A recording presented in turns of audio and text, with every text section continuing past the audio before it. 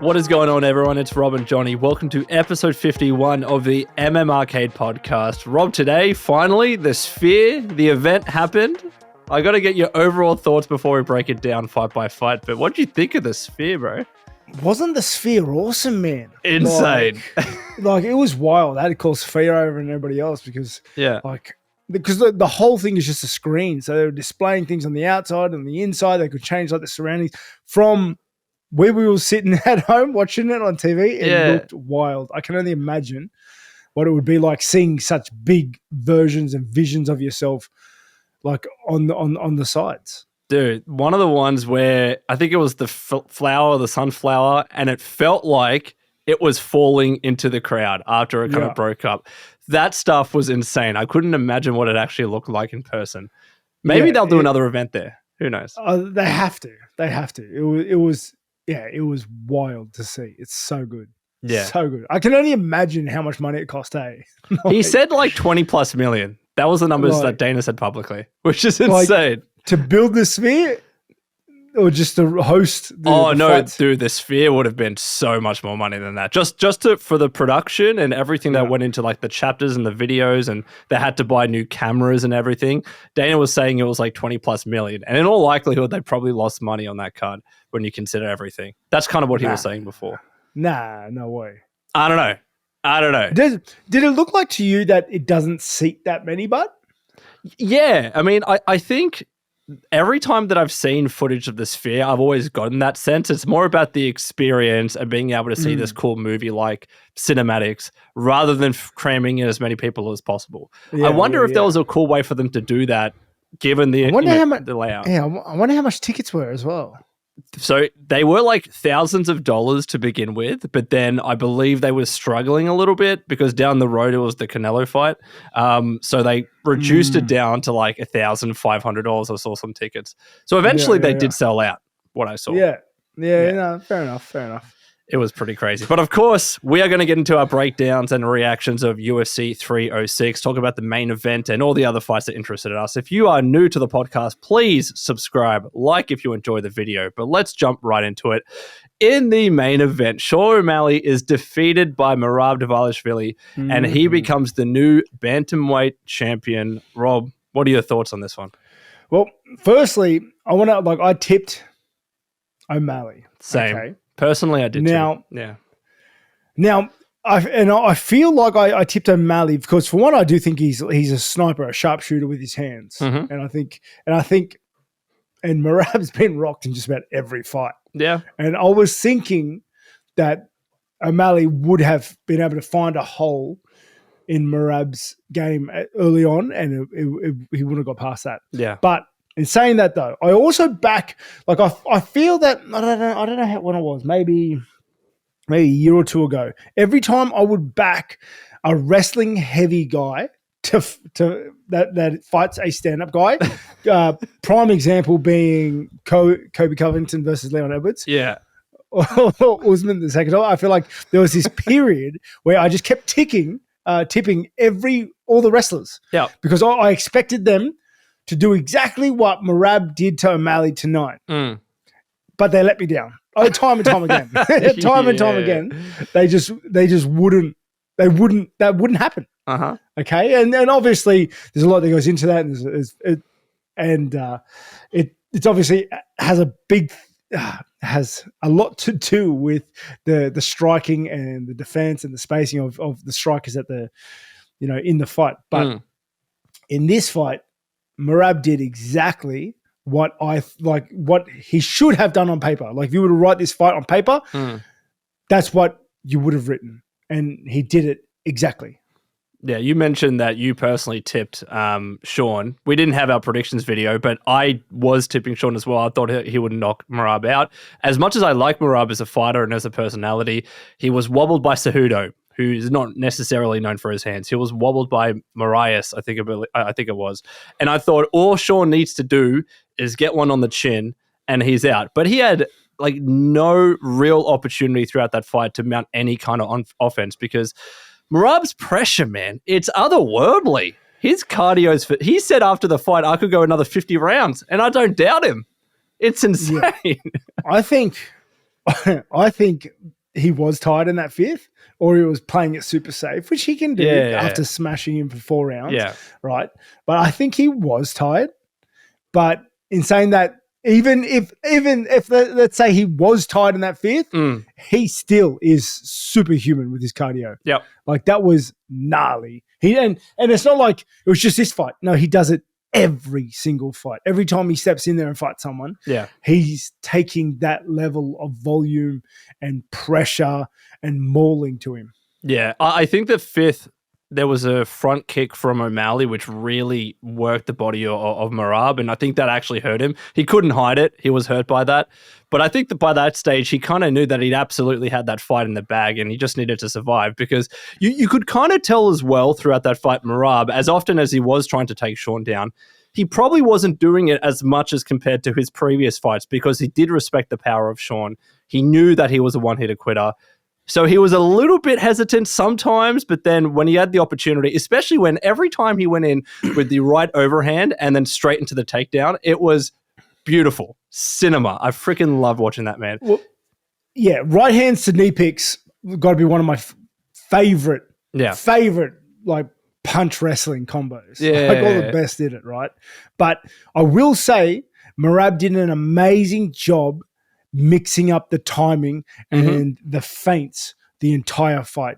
Yeah. Because the way he was moving, the way he was bouncing on his toes, left, right, backwards, forwards, that was really playing with O'Malley's timing. Because like I said, O'Malley is a sniper. His timing is impeccable. Yeah. But he couldn't find the timing or the opportunity or the reads from Merab, because Merab was being so sporadic and spontaneous with his movements and with his shots and with his punches. A lot of it wasn't making sense. You'll see in the fight, there wasn't a lot of times he did the same thing over and over, but consecutively. Yeah. A lot of the times he was circling around, just creating different angles so that O'Malley couldn't get his feet under him and fire off those dangerous strikes down the pipe. Yeah. It was ingenious on Merab, and to have the cardio to, like, we've seen in other fights, he doesn't really, we haven't seen him dance around that much in other fights. In other fights, he moves forward. He pushes into his opponents. Constantly. Forces hands, and then takes them down. Like, constantly pressures forward. Whereas this time, we saw him. The lateral movement was on point.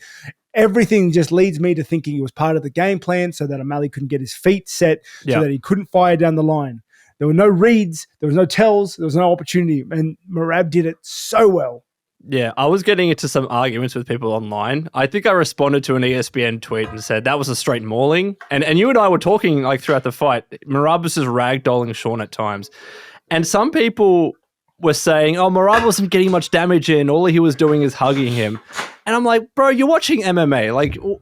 He straight up mauled him for the vast majority of the fight. Yes, Sean probably won the 5th round.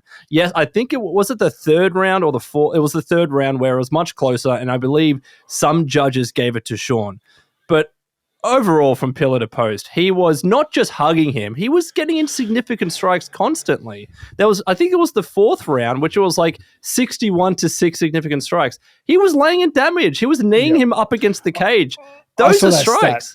I saw a stat where he was 70 ahead in one of the rounds. And it's it wasn't a hug fest. It was Merab was constantly pressuring and laying in strikes, even albeit not huge damaging ones, but it was a mauling.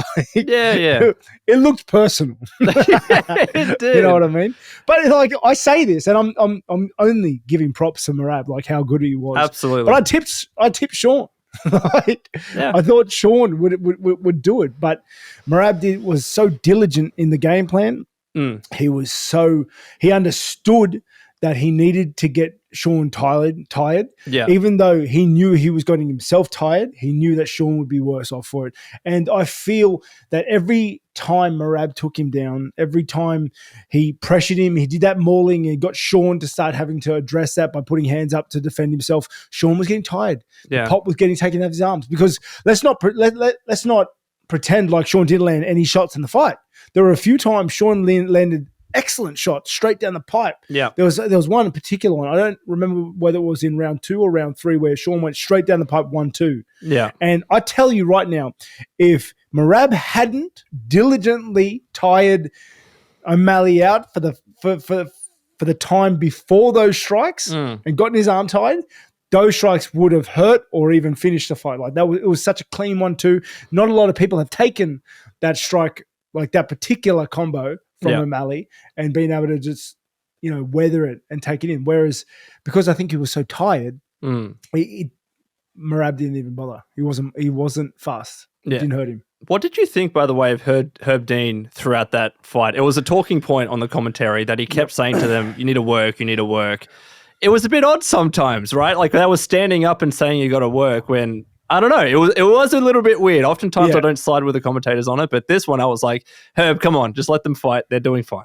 Yeah, I think it was too much. Yeah.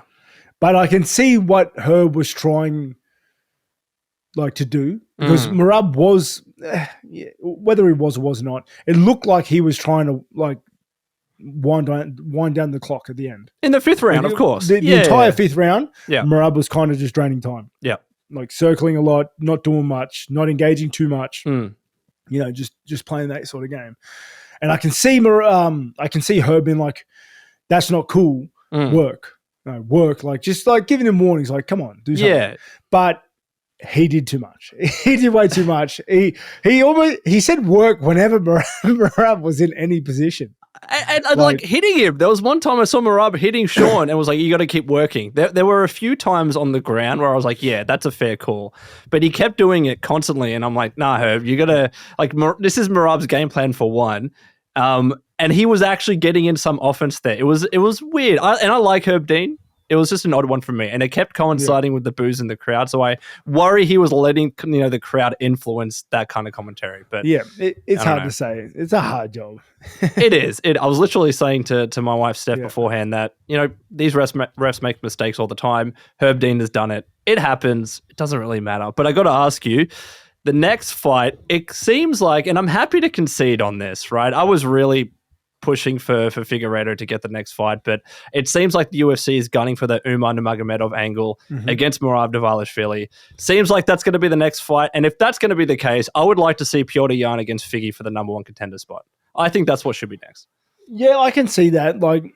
How many fights has Figgy had in 3 now? I think. Now. Is it 3 or 2? No, Davis. I'll look it up now, so I'm not talking out my ass. But I'm pretty sure it's 3 wins now. Who did he beat last fight? So he beat Marlon Vera, Cheeto. He beat Cody Garbrandt, and he beat Rob Font. Yeah, 3 fights and bantamweight. Yeah, I can see them if he fights Jan and beats him, he gets a title shot after that for sure. Yeah, for sure. And then Umar and they seem very passionate about making that Umar fight happen. And I think it is a very interesting, compelling fight. I mean, we saw in Umar's last fight, he clearly has better hands than Merab, and I think he could really match him with the wrestling. Though a lot of people thought that that Cejudo would have matched Merab with the wrestling, and we saw what he did with him for that entire fight. But I think Umar's a different beast right now in his career. So that should be a good fight, man. It should be. Looking forward to it. Yeah, that was the main event. Let us know what you thought in the comments below. But for the co-main, Valentina Shevchenko defeats Alexa Grasso by unanimous decision. Weird fight, man. Weird fight. Want to get your thoughts on it. Yeah. Mate, Valentina, she's so experienced when it comes to championship fights. Yeah. She's so well-versed in going back to the drawing board, making adjustments, and coming back with a game plan that is almost sure-proof, fireproof. She dominated Alexa Grasso the entire fight. 5 rounds, took her down every opportunity. She looked so much more stronger than Grasso, so much more powerful. So much. Grasso wasn't... You know what? I'll say Grasso looked dangerous off her back. Okay? Absolutely. She looked dangerous. But few and far between. The fight's 25 minutes rounds. She was maybe attacking submissions.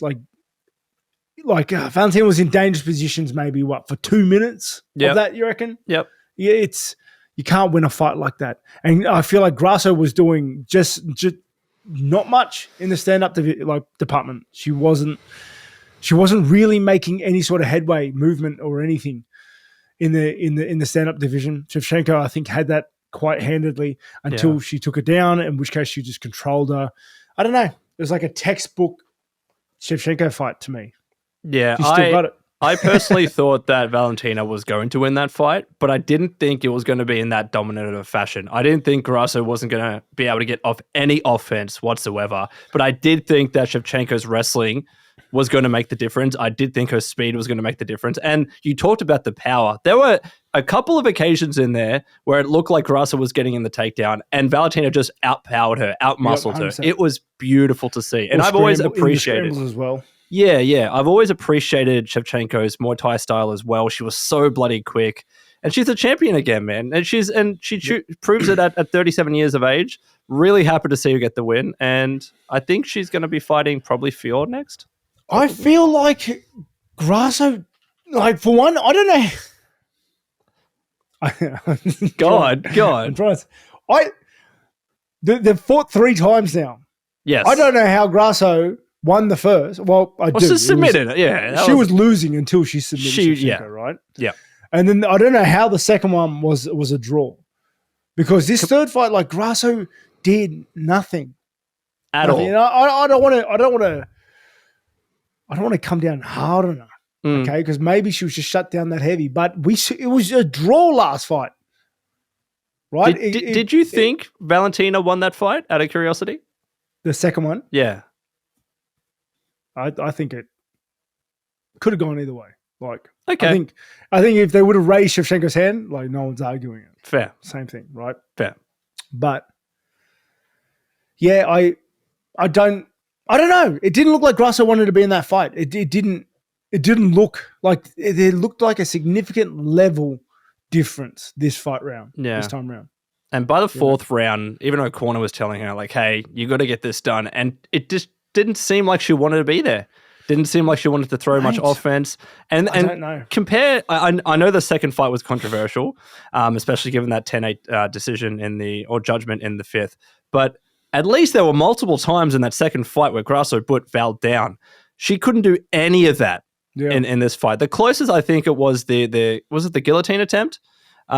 But that was it. That was the closest that Shevchenko got to losing that fight. And even throughout that attempt, Shevchenko didn't really look like she was going to get choked out whatsoever. No, Shevchenko looked like she had control the entire time. Like I said, it like really looked like there was a level difference, which is crazy because like Grasso was a champion. Absolutely. Well, Grasso, no longer the champion. Shevchenko is the new champion. Let's see who she defends against. As I mentioned, I think it's going to be Fior. But now, finally, the division has been shaken up. It's no longer Shevchenko against Grasso. We're going to have some new matchups in the women's flyweight division. But let's talk about the next fight. Diego Lopes defeating Brian Ortega by unanimous decision. Rob, what do you think?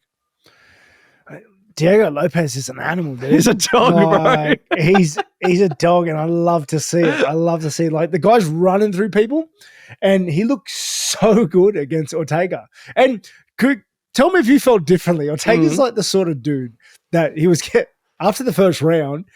I was thinking Ortega's going to find a way to win. I thought so too. No, you know what? When he almost got, I thought he almost got in the triangle choke after he got knocked down. I'm like, this is it. This is where he submits him. Yeah, and it didn't happen. Yeah, because Ortega is such, like, that's his thing. Yeah. It's like his superpower. Like, he'll get fed for like 12 and a half minutes and then win somehow, you know? But nah, Diego Lopes, man, he showed that he deserves not only be in the top 10, but the top 5. And, mate, welcome to the top 5 because Ortega was 3. Lopes is going to be 3 now next week. He's just playing with the big boys now, like with and like skill set wise, I think he has the skill set to tangle with those guys. Like I don't absolutely. Yeah, I saw a lot of really good looks jiu-jitsu wise when he was when he had Ortega on his back, when he wasn't backing away, when the way he was defending things, the way he was like knee sliding across different things, he was doing really well there, which means like he looked comfortable there. Yeah. Okay. And then in the hands department, he looks so fast and powerful that I think he's going to give problems. Like obviously the guys that he's fighting are like your Holloways, your Volks, your Toporias right now. Like I think they're the only ones ahead of him. Holloway, Topuria, and Volk. Yep. Like, wild, right? Like they're the guys he's fighting against. But I don't hate him in those fights. I think they're going to be hard fights. But yeah, I don't know. I'm excited for him. It's very interesting to see what happens next in the division because obviously we got Topuria against Holloway. That's happening very soon. We know that Volk is going to be getting his title rematch against Topuria or the winner of Topuria and Holloway. So it feels like either Lopes is sitting tight until that figures itself out, or I think he's up for another fight. Personally, either he fights the loser of Topuria and Holloway, or maybe he fights the winner of Aljo and Movsar, and then they figure out who's the number one contender. I want Lopes to keep busy because he's so bloody exciting. He hits like a truck. And even though he didn't get to show it off too much in this fight, his BJJ skills are like up there with the best of them. He's a second-degree black belt. And if it was anyone else aside from Brian Ortega in that spot, I think we would have seen more of that in that fight. I think that he showed, like, I saw exactly how good his jiu-jitsu was in that fight. I think the guys that know the game can look at that fight and see just how good Lopez's jiu-jitsu was. Because, like I said, when Ortega would have to be one of the more dangerous guys in the entire UFC off their back. Absolutely. Like he's a very dangerous guy. He's got very crafty jiu-jitsu. So, yeah, for Lopes to just handle it so well, engage in it, willingly, and to keep Ortega there to land the strikes that he was landing, it was a good win. I feel for Ortega though. I like Ortega, but it's Lopez's time. I like Ortega as well. People were saying, "Oh, Ortega needs to retire" and all this crap. Guys, come on! Like it's one loss. Retire? It's so stupid, man. Every time I see, this fight was washed and whatever, like the division is better with Ortega in it, and there's a bunch of great matchups that he can still have. Like literally, like if you've been in the UFC for any amount of time, and then like you lose once, like a winning streak, and then you lose once, you're done. Wash. So stupid. Like, retire. I hate it. It's terrible. But let's see what happens next. As I mentioned, though, Lopes is definitely up there. Whether he's top 5 or top 3, depending upon how the rankings figure themselves out, I would like to see him fight either the winner of Aljo Movsar or just give him the loser of Holloway and Topuria. But next fight on the card, Esteban Ribovics defeats Daniel Zellhuber by split decision. Fight of the night? Far out, dude. What a clinical striking display. I don't know, but it should have been. Even if it was. Probably, yeah. I'll find out, but what do you think of that fight? One of the best fights of the year. It was so good to see.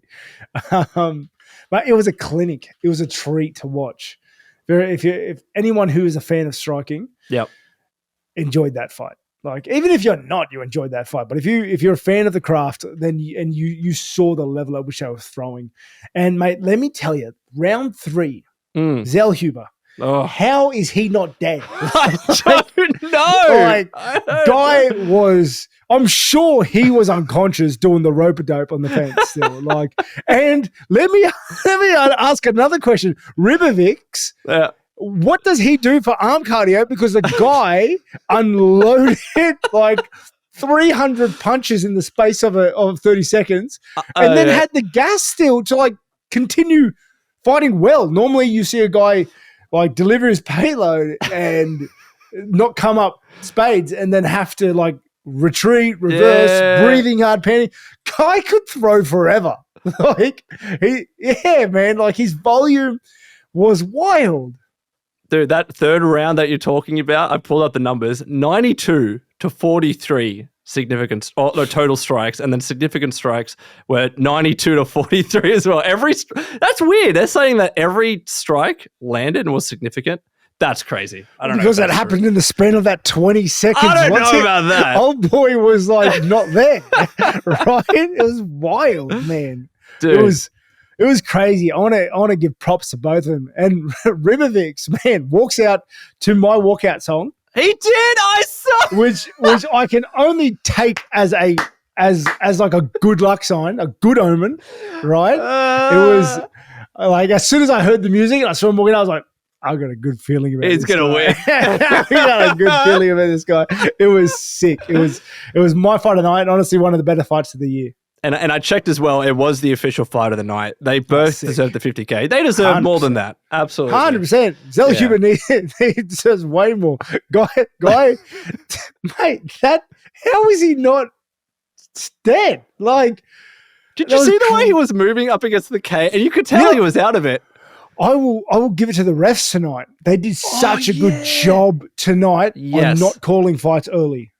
Like, they let so many guys, because there's more fights we'll talk about where the guys were let back into the fight. It was crazy. And props to the referees tonight for nailing it. I believe that happened in the next fight that we're about to talk about, but that was absolutely fine tonight. Let's talk about Ronaldo Rodriguez defeats Odi Osbourne by unanimous decision, 29-28 and 2 29-27 decisions. This was another good fight, bro. I enjoyed this fight. Rodriguez, dead set, dead to the world. Out cold. You could tell. And the ref let him fight back into it. It was crazy. But before he was recovered, Odie puts him in a triangle, like as deep as I've ever seen it. I've ever seen a triangle. And Rodriguez was just living in there, man. Rodriguez was, mate, so comfortable in adversity. Was never going to quit. And then I don't know how much Odie put into that triangle, because I'm sure he couldn't have put 3 rounds worth of cardio into that triangle, right? But maybe he did, because he got after tired. He was gassed, like, for the entire fight. So I think Osbourne put 3 rounds worth of cardio into that attempt. But Rodriguez, man, like, because he was doing the body triangles a lot as well. Yeah. He was doing so well, like, just muscling out of positions, using technique to control the mount, the body triangle. He had like a mount body triangle at one point. He was putting the hurt on Osbourne. Yeah. Especially with how you mentioned before that he got very tired. He started that fight, Odie was like so quick. He was I couldn't even see his punches at times, and he obviously dropped him. And then after that, we didn't really see any of that. He completely gassed himself out. And it was this close. If there was any other referee in there, man, it could have been called. Oh, mate. You know, I don't know, because the refs tonight did well from earlier fights than this. True. Like, it was, I think it was just like, maybe the event, the sphere, I don't know. Maybe they had a pep talk in the thing. They're like, boys, we're gonna let guys fight out of this tonight. Tonight. But it was cool, man, because Rodriguez fought through adversity, through getting really, really hurt, and won. It was a fantastic fight. I think you and I were saying before this that the prelims, maybe not the early prelim fight, but the prelims were probably better than the main card, and this showed it. This was freaking fantastic. It was one of the one of the better fights. Like, there's more. We're gonna get into it. Absolutely. And the next fight that we have to talk about is Norma Dumont defeating Irene Aldana by unanimous decision. Actually, sorry, I think I misspoke. I think that did start the main card. So I think this was the featured prelim. I can't remember. But Norma Dumont defeats Irene Aldana by unanimous decision. Have any thoughts on this one, Rob? Yeah, mate. Aldana is a dog, dude. Like, keeps going forward, never stops. A dog. She now has like a gaping hole in her forehead. Like gaping, and she does not care. Like, she was kept walking forward the entire time. Yeah. And Dumont did such a good job of keeping her at the end of the jab, timing her strikes, evading away, sliding away from a lot of Aldana's big shots. Yeah. We saw Dumont get tired in the third. We saw Aldana start to land more and more frequently in round 3. But by round 3, the damage was done. Yeah. Dumont had very clearly cemented the fight in her way. But I will say Aldana's a dog still. Like, she's an animal. And I felt bad because it was an accidental head clash which caused that. And they were mentioning, and maybe you can kind of give us more info on this. They were mentioning that the judges were probably told this was an accidental head clash. Don't consider this in the scoring or whatever. Is that a thing that they would probably, like, a piece of advice that they would give to the judges? Because if you don't know that it was accidental, then that looks like a hugely damaging shot, right? Blood pouring everywhere. Mate, I don't know what you want me to say. Like, does anyone understand how the judges score? No. I'm just trying to understand sometimes how it works. Yeah. And mate, I'll fight fights where I barely get touched, but I swell up like crazy, or I piece the guy up, and the other guy just doesn't blemish very well. Paulo Costa does not blemish at all. Dude, like, I don't know. I don't know how the judges score anything, but the head clash opened a cut. The cut got way worse from punching into it. And like, I mean it. It was, did you see it at the end of the fight? It was from here to like there, dude. Yeah, and wide. It was wide, dude. It was crazy big. Oh, dude, it was this one, and then it was another women's fight a couple of months ago, which was another really bad cut to the eye. I can't remember who was bloody fighting. Let us know in the comments below. I can't remember who I'm thinking of, but those two were horrible. This might have been the worst cut that I've ever seen. Yeah.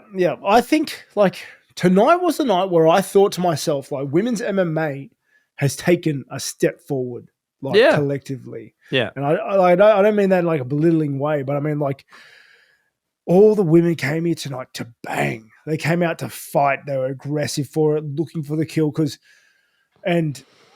were looking for the win the entire time. It was and they were wild. Like they were wild fights. Yeah. We'll get into that Souza one because next, like that was wild, but let's not skip. Let's not skip fights. No, we won't. Next up is Ignacio Bahamondes knocking out Manuel Torres. Because this one was cool too, dude. This is good as well. So this one was definitely on the prelims and one of the highlights of the night for sure. Yeah. Bahamondes, like, he was riding such a hype train, I feel like he was like, I think, what they call him? What's his nickname? Like, it was something crazy, like Maniac, Devil, Psycho, I don't know, something like that. But like they were hyping him up, like, and you could see he had utter belief in his knockout power from the get-go. But he was charging in with his chin up repeatedly. Like, he was just reckless. I mean, and Torres just leaned back, bang, and it was over. Like, you can't be doing that. No, it was, I think you meant that Bahamondes knocks out Torres, right? Hey? It was the other way around, I think. My bad. Yeah, yep. But it was beautiful because Torres was coming out. He was putting a lot of pressure. He was swinging. It was just, he just got that step back right counter. I think it happened twice. It was beautiful to see. I hope that they also got a bonus. Bahamondes got a bonus as well because that was a great knockout. That was clean. Torres was just too reckless. Yeah. Too reckless. Yeah. And maybe that's just experience, right? Yeah, for sure. I mean, I think he'll come back from this, but it was a beautiful knockout. But let's get to the fight that you really want to talk about. Well, hold on. Before we jump again, like, Torres had moments. He did. Like, he did look intimidating. He did look like he was putting the pressure and the power on Bahamondes, but mate, Bahamondes just stayed calm, stayed collected, and found the hole, took his opportunity. For sure. And next up, Ketlen Souza submits Yazmin. I can't pronounce her last name. Jauregui, I think. I can't remember. But this one was fantastic, right? So big left from Souza, drops her, and the way that she jumped in for that submission was phenomenal. Rob, what do you think? I thought, like, mate, it was strawweight. You don't really see strawweights with that level of power. No. But then not only does she land the shot, like massive shot right on the chin, okay? Because Yazmin she was doing really well, really well. But then they tied up. She lands that hook. It was a left hook. Left hook.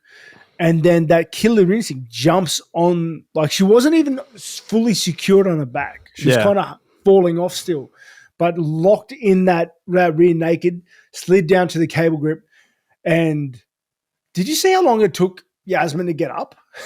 She was, I was seriously concerned for her. And the camera just stayed on her. I'm like, fucking move. I feel like Souza held on to it a little bit. Like, there was a good second in there. I feel like the ref was like, whoa, it's over. You can stop. And she was like, hold on 1 second. And then just I'm not done yet. It gave it a little bit more of a squeeze and then let her go. I feel like that's what sent Yazmin into the shadow realm because she did not get up for a while. Yeah, dude, she was out from the moment that she was like punching her arms. I was like, yeah, she's done. And then the ref called it. Then she held it in for another second. That was dangerous, man. That's dangerous stuff. I feel like we aren't talking about that extra second or two squeeze before Yazmin before Souza let go. But whatever, like it was a good win. It was a good win. Great instincts. Great finishing instincts. Yep. Yeah. And dude, we are already at like 35 minutes in this podcast, so we can just rattle off the rest of them. Joshua Van defeats Edgar Chairez by decision. Good fight. Also as well, we had Raúl Rosas Jr. winning as well, but like I wasn't too impressed by the Raúl Rosas Jr. win. Why was he on the early prelims? I don't know, man. He's still not ranked yet. He's still young, I guess. It's weird. It's weird. A big deal. I don't know. I don't know why there wasn't early prelims because there weren't that many fights anyways. Just have a Wasn't he the only one on it? Yeah, literally just him. just him. Cool. And he called as well for it wasn't a dominant win, and he called as well for the bonus from Dana. I'm like, dude, you lost a round. It wasn't that dominant. Raúl asked for the bonus every single fight. I don't know if you've ever seen it. Have you seen him fight before? Guy asks for it every time. Look, I like him though. I love his catchphrase. I'm saying chihuihuis every day now. Every freaking day. I hate that. Why do you hate that? Because it's stupid. I'm a grown-ass man. And he's a teenager still. He's 19 years old. Yeah, but I'm a grown-ass man though. Fair. I don't know if you saw when he got the crowd to say chihuihuis, you could see Joe Rogan like very subtly mouth it. It was very funny. But that was UFC 306 in the Sphere. Rob, can I get your overall thoughts on the card? I thought it was a crazy fight card. I did one of the times where I think like from the prelims really set the stage for the card itself.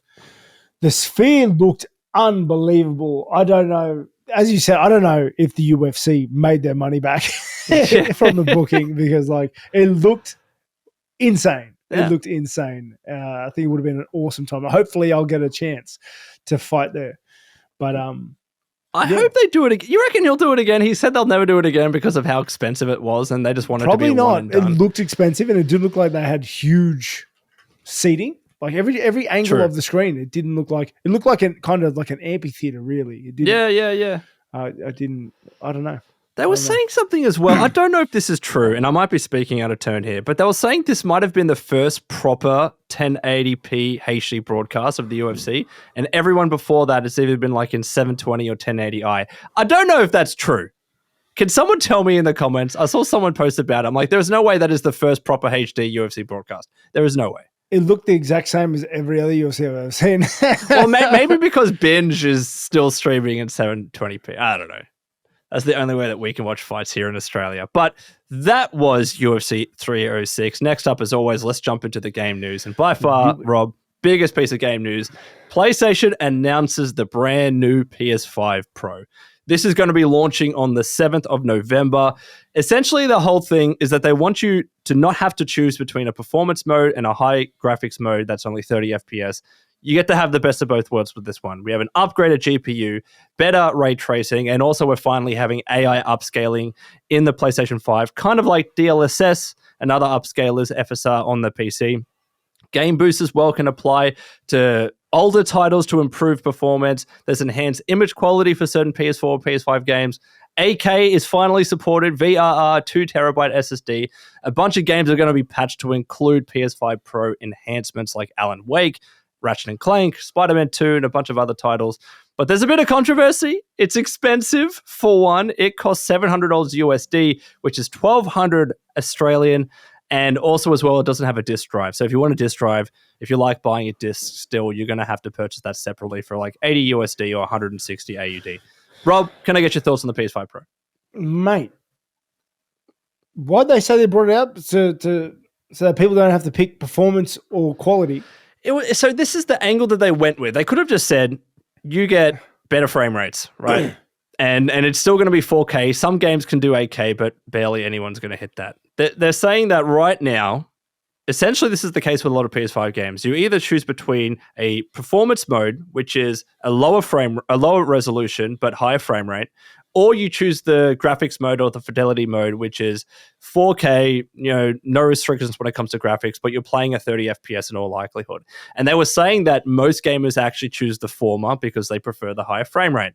So the whole thing with this PS5 Pro is, well, why don't we just give you both? We're going to allow you to choose the higher fidelity, the higher resolution, but also you get the 60 FPS in a lot of games. So it's kind of the best of both worlds kind of thing. That was the angle that they went with. Still don't know how I felt about that, but yeah, that's what they meant. $1,200 is steep, dude. It's a lot of money. Like steep. Yeah. The only thing that I really love is the 2 terabyte SSD. Yeah. That's massive. Like having to uninstall games and re-download games is a nightmare on those things. True. Well, you have to have it, right? If there's no disk drive that comes packaged with the thing or just part of the system, mate, you need 2 terabytes. Disk drives are redundant anyway. Here we go. We're going to get to this again. You put the disk in and it downloads a 60 gig download anyway. That's true. But the disk is pure novelty, dude. It doesn't do anything. That is true. That is true. However, if you don't have a disk drive, you can't go into a store and buy games. You can't get cheaper games from your JB Hi-Fi's and other stores. Everything is digital, and that tends to be more expensive. Yeah, buy it good. Buy it on digital. We're going to get into this again, Rob. grow up. The age has changed. It's times have changed, okay? I will say this, though. Like, it's expensive, but I'm probably going to get it. And a lot of people will hate me for that. And I can understand the criticisms about it being expensive and not having a disk drive. For one, all my games are digital. I don't buy discs anymore because I've gotten used to that with PlayStation 5. I also get sent codes, so it just makes sense. But also, second of all, dude, I love playing games on the TV. I love just sitting on my couch and playing my console. And if there's a console available, even if it's a little bit more expensive, that gives me a better experience, a better performance. I'm doing it, man. I don't care. That's how you can tell you don't have kids, dude. Like, there's no way you're getting TV. You're not getting any TV time once you have kids, man. Like, true. True. But I don't have kids, so I don't have to worry about it. Yeah, fair enough. There's only one game worth playing on the PS5 anyway, and that's Demon Souls. Let's be honest. That's a little more than one game. There's some good games. Have you played Demon Souls? I started it. I dropped it, though. I dropped it. Too hard? No, it actually wasn't that because I found a pretty good build. But I just kind of, especially lately, if I don't have an interest to finish a game, I'm just not going to finish it. I'm not going to stress myself out by saying I got to go 100%, do all the quests before I move on to the next game. If I feel like playing a game or dropping a game, I'm just going to do that, right? Yep. No, I feel you. Time's short. For sure. But are you going to get this for your family? No, definitely not. No, it's just too expensive. $1,200. Like, and my kids can't tell the difference between 8K or Pro or 60 frames to 30 frames. Like, they won't know. True. Like, I'm just gonna let them run their current consoles into the ground, and then I don't know. My son's actually made the jump to computer. Oh, really? Yeah. So big thanks to Aftershock. You want to see that? Oh, dude, your PC looks so good. Hooked him up for his birthday. Did you see my PC? The Zen build, man? Dude, it's wild. There's like a full little garden in there. It's so cool. Yeah, and I got one built for my son for his birthday as well. Yeah. So he is now a proud PC gamer as well. You know what he's playing, actually? Age of Mythology. They just re-brought that out. The new one. On Steam. Age of Mythology Retold, I think it's called. Yep. Mate, it's so trippy watching him play it because, like, I spent so much time on that when I was a kid. That was, like, one of my favorite games of all time. Hell yeah. And it's just so cool to see him play that. He loves it too. Did you ever play Age of Mythology? I never played Age of Mythology, no. Oh, never got into that. Like, I still remember the silly words I used to say. Not silly. I say silly words. It's just Greek. Sorry to all my Greek fans. I didn't mean it. I talk to my friends about it though. All the time I'm like, etimos. Like, every time. But yeah, no, he's playing that. Are we just going to jump straight into what we're doing? What we're watching, playing? May Absolutely. as well. Go perfect ahead. segue, Yeah, right? it's perfect I've been segue. smashing Valheim with my dad. Nice. And then I bought it for Jack, and Jack's playing it too now. Sick. And I just hear him all day going, "You're gonna get it. You're gonna get it." He's just running after dudes, feeding him with fists, man. Bare knuckles. I love Takes it. after his dad. Dude. It's funny as. But I've been smashing Valheim. I think I mentioned it a couple of weeks ago. Sorry we couldn't record last week. Crazy times. So I'll get that at the end of the episode. But I've just been playing it nonstop. I think I mentioned I was playing hardcore. Yep. 2 deaths and hardcore is gone. Like, there is nothing worse than losing all your gear and all your stats multiple times. Like, it is just because it's a grindy-ish sort of game. Like, you gotta sail to places to mine resources, and then you got to sail back, and it takes forever. And then the wind dies on you in the middle of the ocean, and you're just sitting there, like just stuck in the middle of the ocean, waiting for the wind to pick up again. It's just but I'm really, really enjoying it. Really enjoying it. Yeah. Are you reading or watching anything else? That's what I've been playing. Or you just been too busy training, mate? Yeah, I have been. So busy. Last week was crazy, and again, I'll get to the. We'll talk about it. Episode. We're gonna jump into this. But just Valheim. Fair. Just Valheim. I haven't really been watching anything. Yeah, I was reading something really, really good. What was it? I finished reading the Malevolent 7 the other day. It was all right. Oh yeah, it was all right. I like his writing. What's his name? Sebastian de Castel. He's a good author. All right. There's I've read a lot of his series, but I'm trying to see what I don't know what book it was. I forget, because I use Kindle Unlimited. Do you use that? My wife does, and loves it. And because I get a book, and then once I finish it, I return it and bring the next one. So I can't look up what they called, but that's all I've been playing. Like, I'm itching to jump back into Valheim as soon as this cast ends. Like, I'm going to be on Valheim before my wife realizes that the podcast's over and I have to go and help out the kids. That's fair. Yourself, dude? Dude, I've been playing a hell of a lot of Astrobot. So Astrobot, latest game from PlayStation game from Team Asobi. It's like a 10 to 15 hour shorter game. It is a smaller game than maybe what others are used to, but I really recommend that you give it a go. If you've ever enjoyed a Super Mario game, in particular like Galaxy or even Odyssey, it's a fantastic platformer, man. Is that like the game that used to come stock standard in the PlayStation when you bought it? Yeah. So this is because the thing. My daughter froths on that game. She loves it. It's her favorite one. It's the one where you got to blow on the device on the controller and you got to shake it and you got to climb like the monkey. This, So that's Astro's Playroom, right? And the whole thing with Astro's Playroom was like, this is the PS5. You've got this cool controller. We're going to give you this experience of being able to test out the haptics, feedback, and the gyroscope and everything in the controller. It was a showcase for that, right? Yeah. So they released Astro's Playroom, and they're like, you know what? People really like this thing. Why don't we just make a full game out of it? So they just made a platformer with Astrobot that incorporates all of those things. It's phenomenal platforming, awesome level design, character design, traversal. You've got awesome like power-ups, like these punching gloves that you use to like smash some walls down and also traverse. I'm getting it. Oh, dude, it's such... if you're a fan of PlayStation as well, it's such an ode to PlayStation as a whole. There's constant like references and Easter eggs, but it makes fantastic use of the DualSense controller, man. The sound... I'm sold. I'm sold. You have the code. So you and your kids play it. Yeah, you do. Mate, last week was so wild. I totally... like, I've been so swamped, man. Yeah.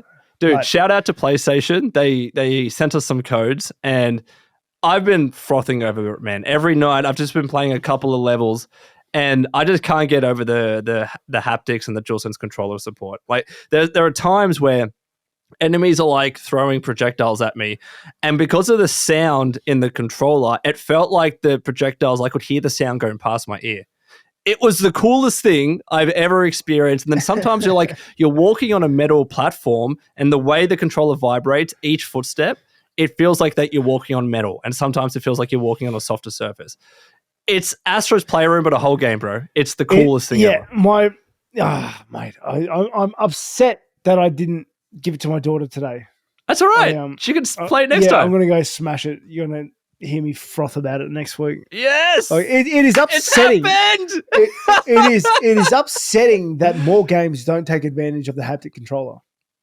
Especially, I was telling Steph that this is just a fun video game. I've been playing a lot of sweaty style, like intense games as of late. And you know, I've loved it. Don't get me wrong, but it's nice to just come to a game that's just really fun and that uses some ingenious, you know, controls in the controller and the haptics and everything. I love it, bro. Love it. Yep. So you're doing it. I've convinced you. 100%. Yeah, done. Yes. I mean, see, that's my weakness. So that's how you can get to me, my kids. Get through to me via my kids. Sick. All right. We'll hear about it in the next podcast. All right. See what your kids like. Awesome. And finally, to wrap up the podcast, as always, viewer questions. If you have any viewer questions, let us know in the comments below. But first up, we have at Kaylin Williams 4204. Question for Rob: did you get offered custom shorts? And if not, what would you want? Nope. I would have been offered black or green. I always just say black. And if I could pick, I'd probably get maybe the if I couldn't get my own logo, because I like my logo very much, right? The Reaper one. Yeah, I'd get the Southern Cross. Okay. Well, you can get both. Yeah. Do a cool mix. That would be cool. What color though? Would it still be black? Yeah, I like black. Yeah. I was like, maybe you're going blue and red and white for Australia, but no, all black. I just look English. That's true. Yeah. Good point. Next up, I cannot pronounce the username. I'm sorry. Schwarmatolia? Toler? Can you see how hard that is to pronounce? Question for Rob. Will your fight with Chimaev at UFC 308 be a 5-rounder? A lot of people have been asking this, bro. Is it a 5-rounder or is it not? Yeah, it's a 5-rounder. Okay. Yeah. Good. It's I don't know why.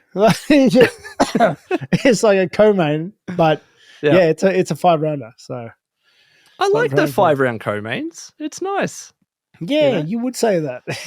I mean, look, I'm not the one fighting there. So much more work. We appreciate it, bro. We appreciate the extra work. I hope so.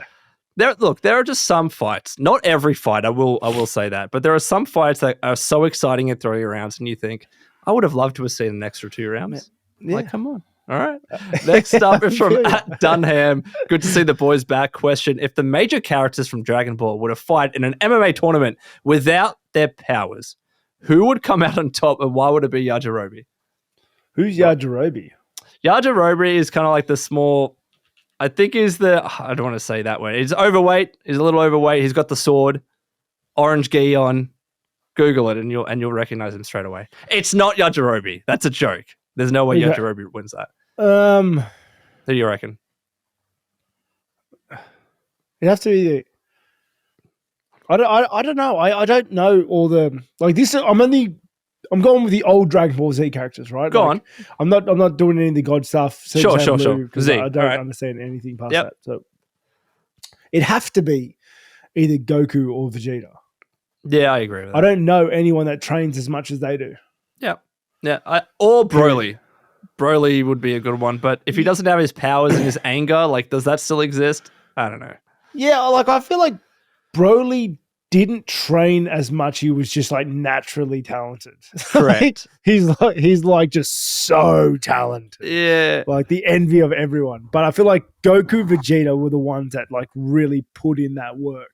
They train more than anyone else by far. Like, so if it's just on like no 90% powers, 90% of the series is them training, like training montage. Dude, I laughed so hard. So there was this tweet about Brian Ortega. Have you ever used a hyperbaric chamber before, by the way? No.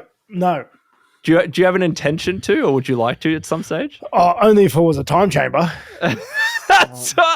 Someone made the connection to Dragon Ball, and I laughed so freaking hard. Literally a hyperbolic time chamber to get better. Yeah. Next up is from Nathan Kohenen 2924. Question: I've invented an MMA move that hasn't been used before, and my mates don't think it'll work. When you're on the ground in a dominant position, scream as loud as you can into their ear. Would it be effective? Could you burst an eardrum? Rob? If you scream in MMA, you lose. They'll break up the fight. Oh, it depends on the position, right? No. It's like, I'm pretty sure it's just like a rule. You're not allowed to yell. No, so I looked into the rule because of the whole tougher thing, Volta Walker fight, and it's like, if the way you're screaming is a type of verbal submission, you're indicating to the ref quite clearly that you can't continue the fight. That's when they'll call it. Not just random screaming, I don't believe. Like yelling. You would have to scream so loud though. Mm. Like, I don't think you'd scream loud enough to like damage an eardrum. Mm. That's a good point though. You risk the fight being called. Verbal submission. Yeah, and I don't think you could scream that loud. And I think if you could scream that loud, you're probably not fighting. True. You'd be too tired to, yeah. Yeah. And the last question is from @tryhardninja1089. Rob, have you played The Witcher 3? Mate. Go on. Mate. Try hard ninja. Mate. The Witcher 3, in my opinion, would have to be the closest a game has gotten to actual art, in my opinion. Wow. I think The Witcher 3 is like the storytelling, the world building. I think it is a piece of art. Yeah. More than a game. Like, I went on such a journey when I played it that it was one of the few games, because I don't really play story-based games, and especially I don't play games where I can't customize my character. I was going to say. Both those things. Yeah. I will say that was one of the few games that I went through the entire game. Wow. And when I finished it, I didn't know what to do with myself. I'd been taken on such a journey of story that when I didn't have The Witcher 3 in my life anymore, that there was a gaping chasm. Okay, it was unbelievable. It was incredible. That feeling is so surreal. Once you finish a game like that and you're like, I don't know what to do with my life anymore. That may be why I don't play story games anymore.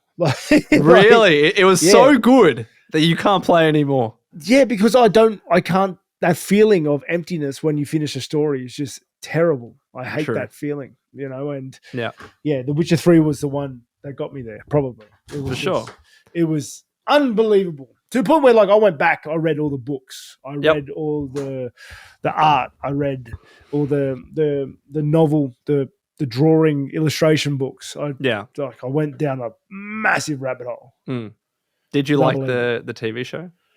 No, I dropped it at probably midway through the first episode. Yeah, they kind of butchered it. Hey, you can't real life that. At all. It was so cringy. Cavill was so good, and they just but it was so cringy watching him though. Just try so hard to be the Witcher. He was the only good bit. Come on, Rob. So cringy, dude. Because Cavill looked like he was trying to be the Witcher. The Witcher, Geralt in the games, is just Geralt in the games. I don't know. Maybe it's just like a separation. But yeah. Did you see that they're trying to do it again now that Cavill's out? It's one of the Hemsworth brothers going to be in it. It's going to be so bad. I hope not, dude. Just leave it alone. Yeah. Yeah. But that was episode 51 of the MMArcade podcast. Rob, you mentioned that you want to talk about something at the end of the episode. I'll let you kind of take the reins with this one. I do. So, guys, thank you for listening. And all our viewers, listeners, thank you very much. All our subscribers, thank you for all your support. If you aren't subbed, like it, share it. Please do. We appreciate it. I'm still working my way towards my YouTube statue trophy picture thing.